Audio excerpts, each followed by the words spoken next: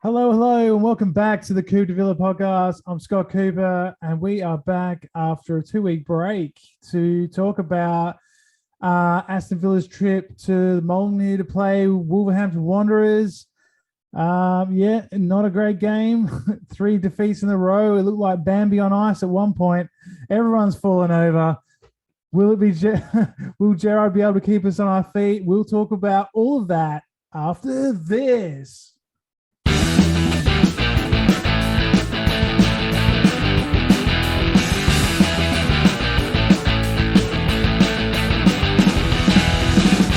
Okay, so after the international break, we were back Villa Park. Well, not at Villa Park. We were at Molineux. And we were not far to travel, local rivals, even though they hate us more than we hate them. But Noah, what the hell was that first half about? That it felt like there was a sniper out there or something. People were dropping like flies. Honestly, I couldn't tell you what it was about, to be honest. I was a bit surprised with how our players would seem to be the only ones on the field slipping over. Yeah. With our first goal, we actually were playing quite well up until they scored that goal, in my opinion. We looked like the more dominating side. Then McGinn, on his trademark charging run, slips over, turns it over, lob through ball to Consa, who's thought, he's going to mop this up, head it back, do that kind of stuff, slips over, and I've gone, as soon as I had they're scoring. They scored. And then, to the credit, the defence did all they could to keep it out the net. It was a pretty good strike from Johnny. Yeah, agreed. Yeah, by Johnny. Yeah. Good strike. McGinn got back and put in a good block, and then Digne put in a good block, but, it was just too many of them. Yeah, but besides that, I don't really want to talk about the Ashley unknown goal. I mean, it was a great header, just in the wrong net. I mean, he does it at the other end. We're all screaming how happy and how good of a finish it is. But, I mean, I don't even know what to talk about. It's like we're still on international break. I know. It's just we always suffer though as well. That's the problem. It's like it takes 2 weeks to get back to kind of Villa mode. Yeah, but it was a game we had to win. I was going to bring that up for sure. Yeah, it seems every international break we come back and we are terrible. Agreed. I don't know what it is. It's got to be. I don't know. Gerrard's got to take a bit of responsibility, I think, because how often is it now that we just don't start well? We don't have that sort of fighting spirit. I mean, all these players came back from international break. They did well. They scored goals. They won games. Yeah. They qualified for the World Cup. Matty Cash and Bailey scored twice in 2 different games for Jamaica. And you're thinking, okay, but apart from, like you said, the first couple of minutes when we knocked the ball around, it was just silly mistakes. And I mean, it feels like that trademark move of McGinn's where he sticks his bum in there and does the little turn. People are starting to catch on to that maybe now. Yeah, I agree. It's been 2 years we've been doing it flat out. So obviously they're going to catch up on it, but we really got to get into gear, because out of the run of games we had, that was one I was looking at thinking we really should be winning that game, in my opinion. You look at the run. You say that, but speaking of stats, I mean, Wolves are top 8 pushing, they're doing pretty well. And then, we're saying we should win that. Well, should we though? They're a pretty solid side, and, they've been doing most of it without Jimenez. Well, I think the proof was in the pudding. We're not good. We're not good enough. We haven't beaten anyone above us yet in the table since Gerrard's been there. Agreed. And bring back Smith. He might be available at the end of the season, but I'm not going that far. No, me neither.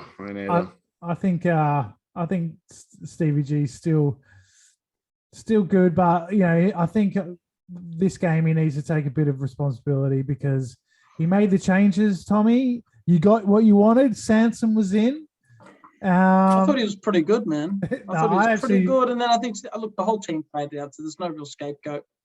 Yeah, but you could ask Chukwuemeka, guys like this, what do they have to do to get a game? Agreed. I mean, Ramsey. Yeah. We've talked for a while saying he might need a rest, and he had another quiet game. McGinn just, after being man of the match for Scotland, he's he's kind of all over the place for us, like, giving away goals, but doing some good things too. I mean, after that slip, he was actually all right in the second half, but it's just so frustrating. I don't really, I don't know what to say. Ollie forgot his scoring boots apart from the pen. I don't even know if that was a planned pen. Like that guy was either perfectly executed or there was a lot of luck. It was a miss kick. I think it was a miss kick. Yeah, it looks like the latter to me as well. And then he had those couple one-on-ones. The one where it was, I think he's cut in from the left. He's between him and the keeper. And he's just slotted to the right. It's like, so that sums up the day. Because if we got that, I would have said, I would have said maybe a comeback song, because I think second half, I think the halftime spray seemed to, fire the boys up. But always does. Whatever Stevie G says to him. Like, why not just fucking replicate the same spray pre-game? You know what I mean? Like, do you have to wait for us to go down? Or because we always have crap first half. We've never dominated the first half. So we're a second half side, which is so weird. Very weird. It just seems like once there's a bad moment, we just can't stop the momentum. Like, okay, we give the goal away. There's 2 slips. Some teams might say, all right, that's a bit unlucky. Let's just keep going. We were playing okay before that. Yeah. But literally a minute later after that goal, Mings dilly-dallies, and there's another chance and a great save from Emmy. He should have scored, Silva. Yeah. He honestly should have scored. So it just feels like once things start turning against us, we just can't stop the flow. And I don't know if that's just a bit of lack of experience, but I mean, guys like Mings, he's a captain, he's a leader, he's one of the first. Fire him up, exactly. Yeah, you think that he'd be the one setting the example, but guys like him and McGinn, they just this season, Conser as well, guys that were reliable last season and the year before, like to a degree. I mean, I know Mings has his moments, but Conser and McGinn, you'd say pretty reliable players, but they're making mistakes. Ollie's missing chances, and it was frustrating to watch. I gotta say, it was beyond that. But I gotta say though, like both their goals came after Villa's best spells in the first half. Agreed. Like for the first 5 minutes, we were playing really well, and from like the 30th minute to the 35th minute, we had control of the ball. I think Leon Bailey had that great chance. It was a good save from their keeper. Yeah. We actually played really well, and then they got the other end, put a cross in, and, momentum's gone. Yeah, but I mean, that's what good teams do, yeah. Like, they waited. You're never going to dominate possession 100% of the time. But, I mean, if they could nullify out and, we play them well. But I said, really, it was just a long drive from Bailey on his opposite foot that I think a bit of fortuitous kind of, He was trying to go for it, though. Well, he was. I've never seen him pinging on his right. So I thought, geez, it's actually pretty good. But that's better than my dominant foot. But, I mean, they're always willing to let a few chances slide and then, just know when you're going to take yours. And exactly. Half time, I think only 2 shots on goal, one shot off. And, they're 2 goals up. Go figure. And then after the second goal, there was a period just before halftime where we could have conceded 3 goals in 2 minutes. Yeah, agreed. We're just all over the place. We were so open. We were actually going for it, which you can understand. We're 2-0 down, but Wolves was just sitting back, and then on the break, they cut us apart 3 times. We could have been 4-0 down at halftime. It was 100%. But that's what the good teams do. As Tony said, I think the general consensus from Villa fans was I think everyone gave Emmy 3 fights. It should be not just damage control, but he really seemed to weather the storm as well. Yeah. Goals. I think the first one definitely couldn't do anything. Brilliant strike from Johnny, and second one was pretty good as well. So, 3 votes to Emmy for me anyway. No, he was very, very good. He definitely couldn't have done anything about the second goal. I feel bad because he deserves better. This guy should be keeping clean sheets for fun, and it's tough, obviously, when you're at Villa, and defense has been pretty leaky this season. Yeah, and definitely. More clean sheet magnets last year. Even if we had a normal defense, not even a great defense, we wouldn't be conceding goals like this. That's what I said. This is poor defending. This is like Leeds a few weeks ago. This kind of, or Everton at the moment. It's really bad. But what hurts us a lot, in my opinion, I honestly love Ashley Young with all my heart. I'm so happy to see him come back. But he is not a backup left back. I would have rather seen Chambers come on, or put Chambers on, put Mings to left back, who has played left back before. Yep. But I just, as much as I love him, he's just not a good backup. And as soon as Gignac went down, I knew Young was in for a long, long day. It's something you can predict from a mile away. Absolutely, yeah. Which is funny because game week 1, he was so good. Well, Sarr tall target, a nuance, and a Young comes on and takes Star out of the game. I'm like, well, what are we doing? Like, well, how's this changed? Yeah, I think we're starting to see a bit of a pattern. I think some of the problems that we identified with the Smith era are still there, and I think it goes beyond the coaching because players have got to take accountability too. Yes, 100%, 100%. But it's things. We're always going to say, for me, John McGinn should be up further in the pitch. That's why he's dominating for Scotland. He's not going to dominate in a CDM. Yes, he's a bit more advanced, but he's literally, he's basically competing with Coutinho for that spot. We're going to pick Coutinho 9 times out of 10. So that was a bit of a change with we went back to the 2 number 10s. Why didn't we start Buendia? Because he done really well when he come on. Well, that's it. I mean, he had a poor game against Arsenal, I guess. It's just like Arsenal's different though. Like, good teams will always, know how to nullify our good players. But I said against teams like Wolves, and I thought Buendia would be a shoo-in. Yeah, I mean, I was surprised that Bailey started, especially after going, to play in the World Cup qualifiers. And I liked it though. Buendia went away too, but he didn't actually play. So you think maybe he might be a bit fresher, but yeah, I mean, I liked it too. When I saw Bailey, I thought it was attacking. I thought, yeah, we'll play on the break, away from home, a bit of pace, but I don't think he was awful, but there's occasions where he's a bit greedy and he's a bit. We're not looking like a team, we're not. No, we're not combining. Yeah, 100%, 100%. Because we had what's going on with Ings? Is he injured or not playing? No. His wife gave birth to, I think, their first child. Yeah, it was the night before. Yeah, so come on, man. It was CBG. CBG said it. They gave him the day off or whatever, the game off. So that's the Ings. Ings Watkins combo was starting to kick in for a little period of time, but then again, international break comes and. Yeah, it's just funny. You think Ollie would bring back his kind of scoring form, which he even had before the international break, and it's just dried right up again. I'm like, fuck, we have to go this, 5 to 7 game stint of him not scoring again. At least he scored. I know it was a penalty. At least he scored. It's going to do as well to confidence. Yeah, I know. It's confidence. He did win it, so fair enough. Give him credit, but I don't know. He was a lot better in the second half, and I did notice he was trying to run in behind a lot more, which he had a lot of space when he was running in behind as well. It was never really one-on-one. It was just between him and Jose Sarr. Because I watched the game that he played for England, and he was doing that every single time, like guys like Rice and that got on the ball. He was just going like in between the fullback and the centre-back. And I don't think he was doing a lot of that early in the season when he was I don't remember him doing that because he normally goes out left. That's not his go-to. He runs down the byline and tries to cut it on his right. But I agree with what you're saying there, Scotty, because for England, he was like, it must have been heavily drilled that he should do that. Yeah, stretch them. Yeah, and it was so nice to see something different. He brought that back to Villa, and that's what you want, like what little things, little nuances you're learning at international break, improving your gameplay, and he's bringing it back. And I said, well, that's why you want to play at international level as well. It's not just for the badge. And also I think just being exposed to good players as well, it's going to do his confidence the world of good as well. Yeah. That's it. And I heard a stat this week that he's got a goal scoring record that's the second best for Villa in the Premier League years out of someone that's played the same amount of games as him. Only Benteke was better, and he's better than, like Dean Saunders, Dion Dublin, these kind of guys who, were top players. So he'll sort it out. He's a quality. We saw it last year how quality he is, and he just needs to get a bit of confidence, which I think he'll get in pre-international break. As Tommy was saying, he was starting to look pretty good.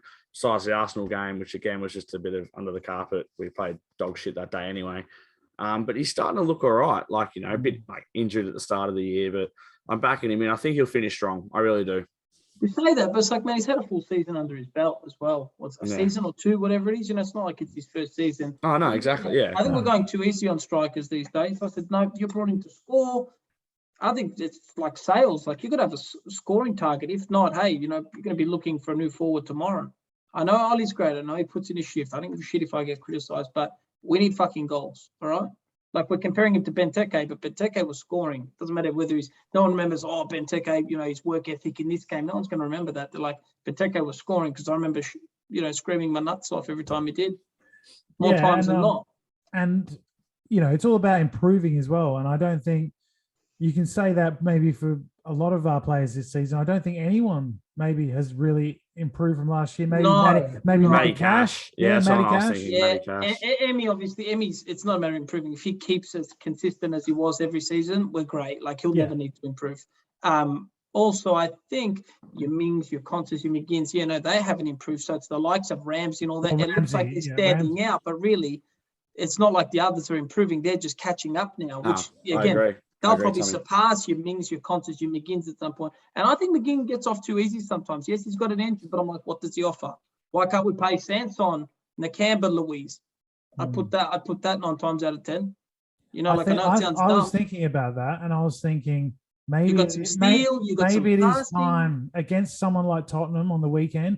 Maybe it is time for Sanson, Louise, and Nakamba, and just to give McGinn and Ramsey a rest and say, all right, we're going to be solid, and we're going to let Ollie, Coutinho, and whoever's the other one, Buendia, Bailey, run right at the other end, and we're just going to be solid and not, get 3 guys in there that know, how to defend, how to keep the shape, how to keep the ball, and are physical, So that'd be interesting. I can't see it. I can't see it either. Yeah. But if you imagine, right? I can't. But also, you think about it logically. Tottenham are going to be running us more than we're going to be running at them, and they're in form as well. Shit hot red form. But I think we need, players at the moment who can just do the simple thing, keep to the shape, keep to the system, and try and get us, at least in the game, so we're not 2-0 down after 10 minutes. Exactly. And it's like, like we think about it, Coutinho, Watkins, or if you play Bailey or whoever else, it's like, let them create, let them do that. We don't need McGinn to create. We don't need Ramsey to create. Like, just win the ball. And I'd trust Santon, Louise.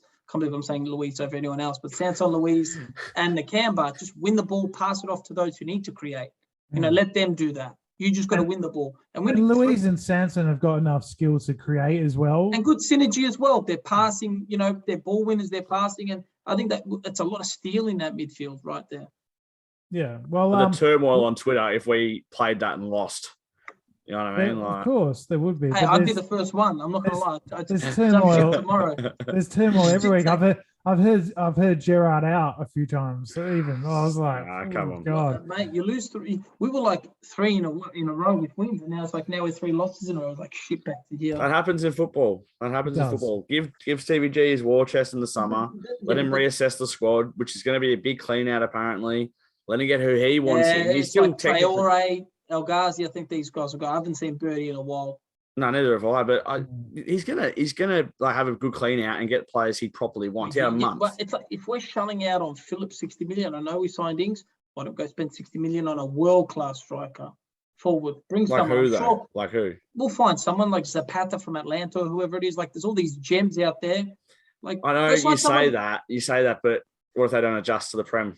Doesn't matter. And he's playing European football with Atlanta. No one goes on FIFA and says, "Oh, I'm going to play in Serie A." Everyone plays in the fucking Prem, yeah. Right, they can say that I want to come. It happens all the time. Look, I think we've attracted Coutinho, and I think, like I said, we're forgetting that we're linked with a higher caliber of players now. Who would have thought we'd be saying, "Oh yeah, we're going for the England CDM for 60 mil"? To be honest, I think Phillips will dominate. Say what we want, he will dominate. He's a good player. And then there's that shit kicker Grealish at Man City. We could probably try and nick back on loan. Look, I hope so, but I don't think that's happening anytime soon. We'll set up a new ABN. I think teams that are struggling for money is we got to aim for, like with Rafinha. Barcelona. Why did we go for Rafinha? What are we doing? Get a package, him and Phillips, cash, no tax. Well, the thing is, I don't think Rafinha is the position we need. You don't need him. Strengthen. Yeah, we don't need him, but trust me, he'd walk into the team tomorrow. Oh yeah, of course he would. Walk into this team. Tommy, mate, you are playing too much FIFA, mate. All right. Realistically, what is it? Watford get relegated? Do we go for Saab? I think he'll go to one of the big boys, the big dogs. I would probably like to go for Dennis. I don't mind Dennis. I don't mind Dennis. But yeah, that's probably getting the Canberra Traore in his ear from the AFCON. Come to Villa, brother. Yeah, what about Sissoko from then? No. What, Musa? Yeah, is it Musa? The Tottenham Newcastle has Yeah. I mean, is he doing that well if they got relegated, Scott? Has he been doing good? I don't know. I watched a couple of games. He's all right. I mean, I don't know. But who's he going to start? Who's he going to start in front of? Nakamba. We're all saying Nakamba is this Holy Spirit that we've been waiting. I know, but if you get Calvin Phillips, Tommy, you're not going to tell me Nakamba's going to play over him. It's Calvin Phillips. He's an absolute wall. And even the commentators were saying that's all we're missing is a bloody rock hard. One word, Noah. Diversity. All right. Well, let's just finish off with the match because it was shit. I just wanted to talk. Do you think it was a penalty?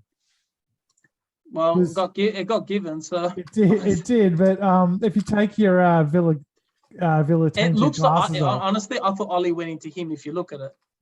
I would be pretty devastated if it was the other way around and that was like a winning goal. Exactly. Exactly. I guess with the way the football is going, I guess technically it's a penalty. But it was a bit of a soft one. They did review it. So. They review every penalty. Yeah. I mean, we've seen those type given against us and we've cracked the shits, but we've also seen some a lot softer given for us. Not many, but some a lot softer given for us, and we've claimed. The refs are starting to love Villa. I know Sawiris and Edens have got cash. That's it. Yeah, he plays it right back.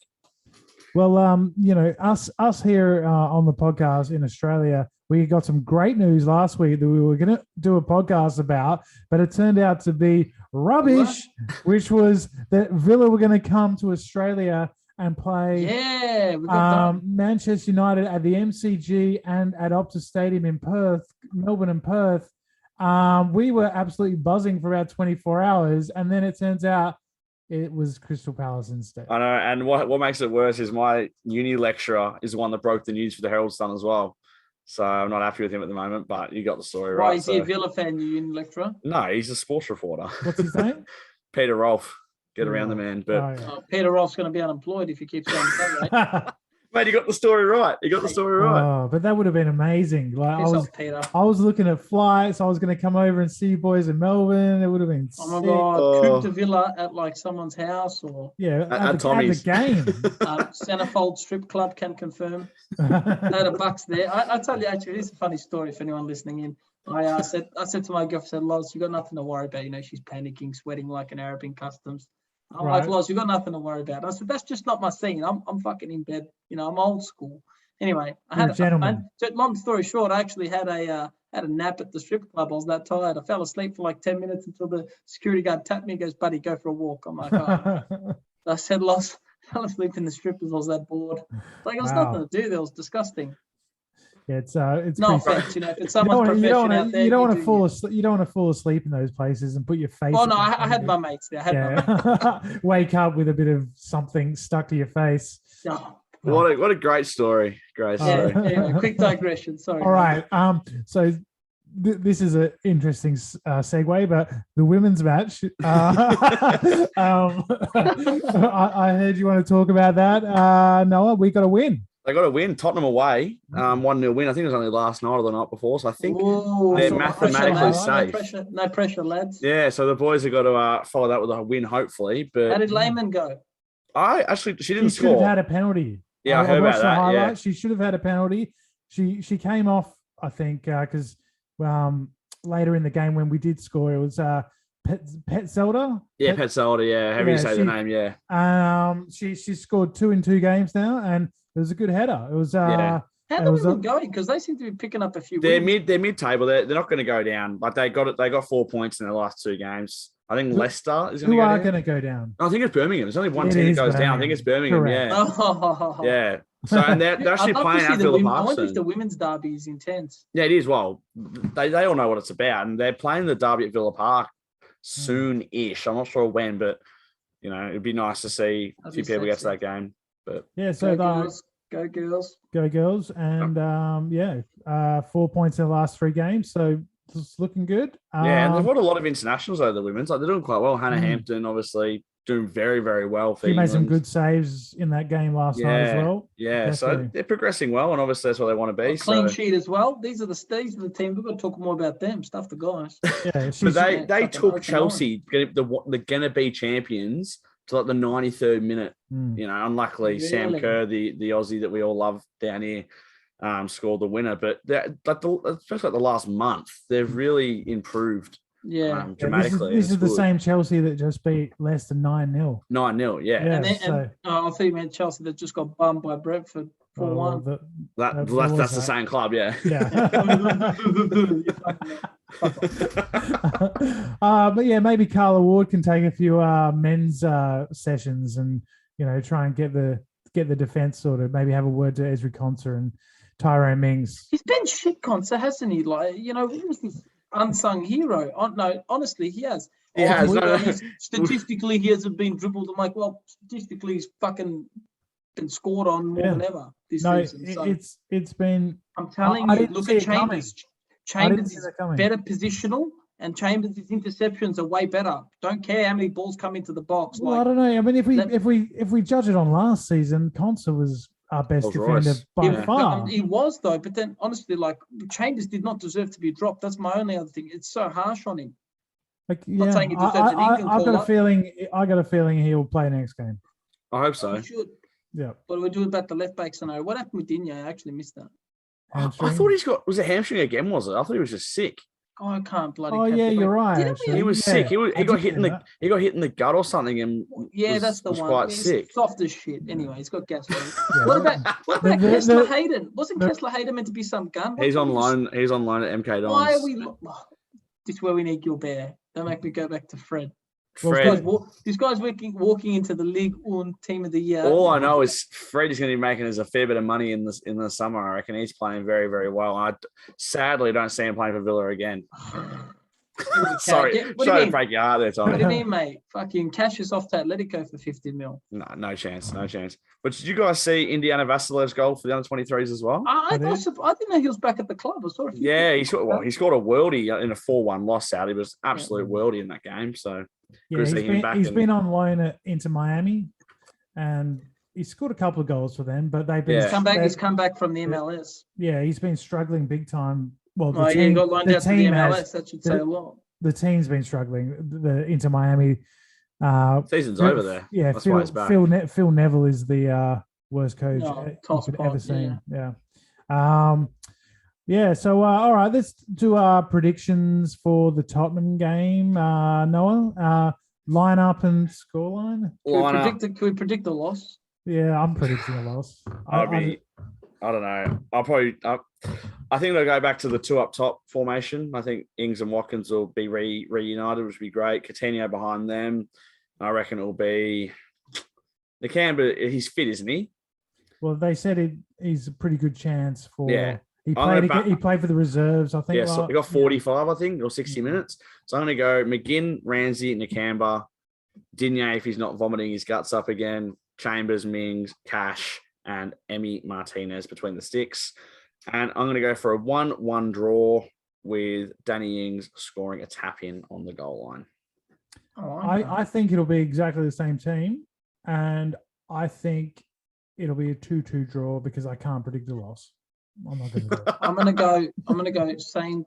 Oh, well, I won't go same team. I'll say Chambers in for Konsa. I said that's what we said. Yeah. Well, it's not the same team that got fielded this week, Noah. No. All right. Okay. All right. Piss off, Noah. All right. Chambers in for Konsa. Ings for Bailey, and that's it. But yeah, I'm gonna go 2-2. All right. Well, it hasn't been a great week. I mean, at least but if Nakamba back as well. I think that's damn. He's the shot blocker. He's the shot stopper there. He will get a bit of Marvelous in there. That'd be good. Good to see him back. Speaking of Marvelous, maybe Mr. Not So Marvelous. Where's Troy? What's going on? Unfortunately, Troy is his laptop has smashed. So, like he said, I think he smashed, not the laptop. Well, hopefully he's back soon, but he might be out for a little bit. So, the quiz is going to be put on hold for a little bit, but we will be doing probably our own quiz, just a different one. We'll put the one with the score line and everything to one side, and we'll do something. The Sporkle ones. We'll do a Sporkle one, or we'll just do just a random quiz.